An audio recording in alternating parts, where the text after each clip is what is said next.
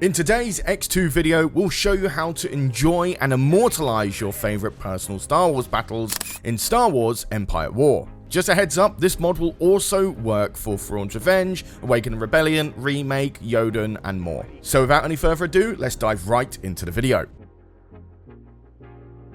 First things first is to make sure you are able to capture every frame of your battles. Go to the main menu and click Options, then Video. There you will find an option for enabling hardware mouse. Make sure that button is checked. Then hit Apply and Accept. This allows your mouse cursor to move to other tabs instead of being locked in Empire at War. Now be aware, in some instances this setting can drop your frame rate, but it is easily reversible by going through the same process. But this time make sure the button is unchecked before applying and accepting. This actually did happen to myself, so if you're in the small minority where this does affect your game's performance, I've created an entire video giving an in-depth explanation of this setting and the differences it causes when it's checked or unchecked. I'll leave a link to it in the description and appear on the end screen of this video. So what I'm going to be doing is showing you 3 of the best ways to get the perfect angles of your space battles. The first one is the cinematic camera, the second one is a manual cinematic camera, and the third one is just simply turning off the UI and rotating the camera in the way that you like.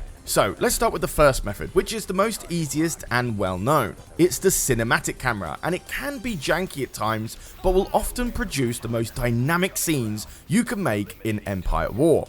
It comes with scripted camera angles, which are random at times. Some of those scripted camera angles can include following fighters, dollying from the bow to the stem of frigates, and more bigger panning areas of the battle. Whilst these are random and difficult to manage, you can actually specifically get the cinematic camera to focus on just one ship.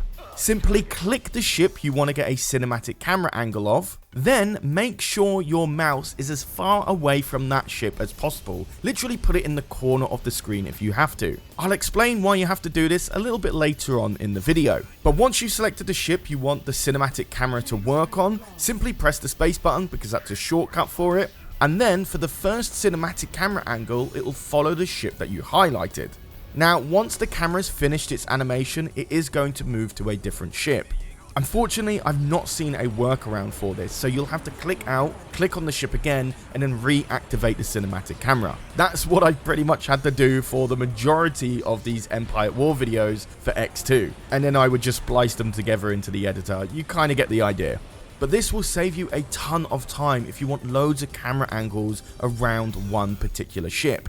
Okay, that's the first method. It's pretty limited, it's a bit time consuming, sure. So let's go for something that's a little bit more quicker. That being the manual cinematic camera. Now bear in mind, you can't do anything too fancy compared to the automatic cinematic camera that I just showed you, but this means you can focus entirely on one ship at all times. Simply, after selecting a unit, make sure your mouse or cursor is well out of the window, right in the corner.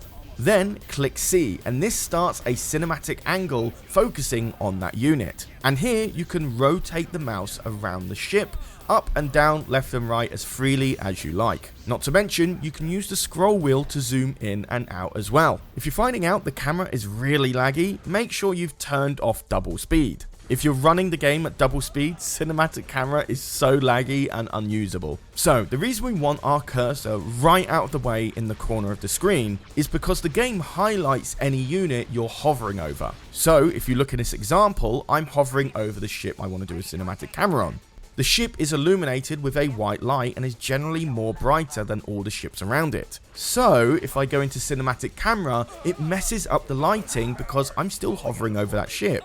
To prevent this lighting bug from happening, we have to make sure our cursor is really far away from our ship before we go into this manual cinematic mode. And there you have it, the ship looks normal as intended.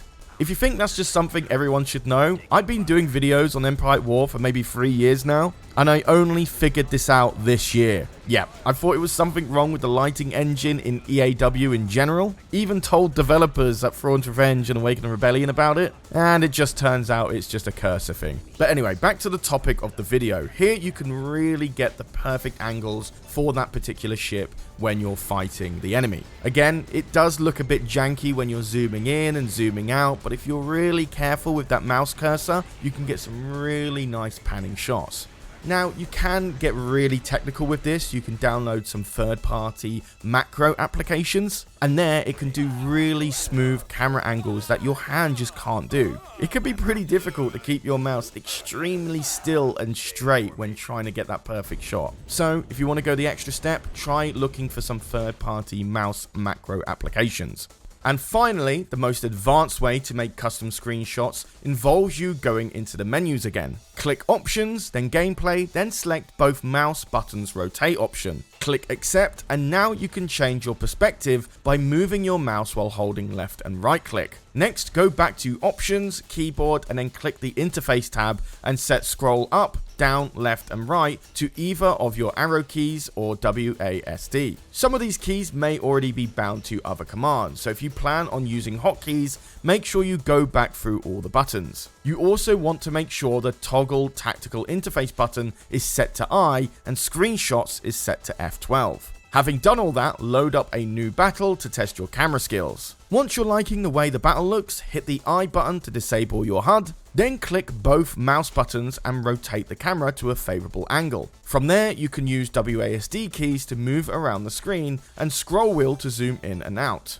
Zooming in further makes your screen move more slowly. So if you want more delicate adjustments when moving your camera, zoom in and use WASD. My preferred way of capturing battles is to use Studio OBS, which is free to download. You can add your game window to OBS and then hit record right before the battle starts, and the program will record every single frame of the battle for you. Your other option would be to take screenshots in real time with print screen or F12 if you're taking screenshots inside the game. However, the tricky thing about this is you might not get the exact frame you wanted, especially when these battles are going so fast after all. Great, so now you have an impressive still image of your latest Star Wars adventure. From here, we can turn it into a shot that is worthy of being the next Star Wars book cover. Firstly, find a picture you want to make look really great from your files. After you selected it, click the edit button near the edge of the screen. You'll find various adjustments and filters, but you're not limited to these settings. This is just in Windows 10, however. Downloading other image editing software like Photoshop or GIMP can provide you with all sorts of fun tools. However, all you really need to elevate your screenshot game is cropping and messing with the lighting settings. Cropping allows you to reframe your image, making it more cinematic, and try to minimize dead, unused space in your shot. A classic rule of framing is you want the subject to take up 1/3 of your screen. You'll see this in many great pictures, movies, and more, and now it's in your favorite Discord server. Each lighting setting has its own uses. For example, increasing saturation can make the colors really stand out. If you're using more advanced applications like Photoshop, you can use settings like Vibrance.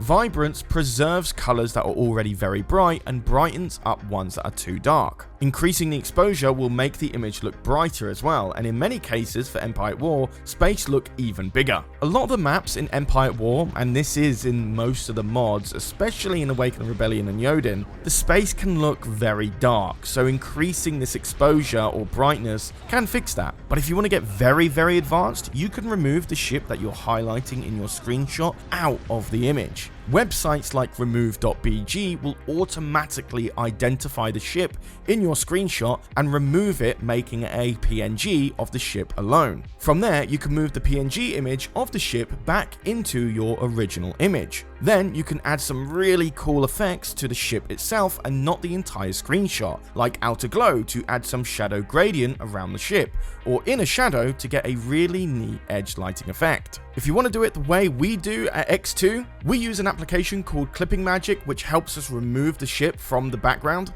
That unfortunately does cost money to use, but then once we've done that, we move that into Photoshop, which we use to edit our thumbnails. Then we press Ctrl L to bring up the levels application. There we can get the lighting and darkness just right for the ship. Then we use Photoshop's Camera Raw filter, which can be found in the Filter tab at the top of the application. There it allows you to do everything from vibrance to clarity, dehaze, blacks, whites, lighting, darkness, everything. This is one of the best ways to edit an image rather than having to go through every single one in the Image tab. Each image we use is different, so it's a case-by-case basis, and really you just have to play around with it and see what looks nice. Now you know how to make high-quality images and videos in Empire at War, you need a place to share them. Here at EcksToo, we have a Discord and a channel dedicated to Empire at War. So if you've made a brilliant screenshot, why not drop it in our Discord? An invite link will be provided in the description down below, and perhaps we might feature your submissions in a future video. Let me know in the comments down below if you were interested in something like that, as I do read all your comments and try to get back to some of you as well. Besides that guys, I have been Charlie, you've been watching EcksToo, and I'll see you in the next video. Take care guys.